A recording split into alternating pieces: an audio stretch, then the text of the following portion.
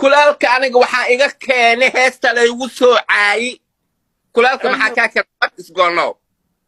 because hees laguma soo caanin wuxuu rabaa sheego because maanta qofkii heeskuu soo qaaday waa qof weli ku xasuusto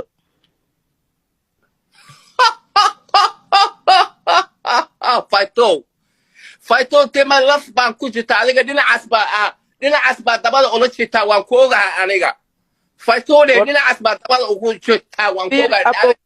dhinacaas baa tahay ani qofaa wiji ka leeyahay male ma fahan sharma boyna wiji kamali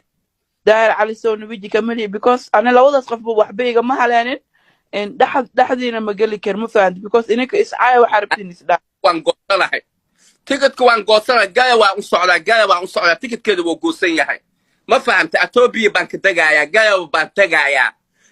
baan tegayaa saymaboy anigoo saas kuleetiga ugu waayo oo jaykii gayaba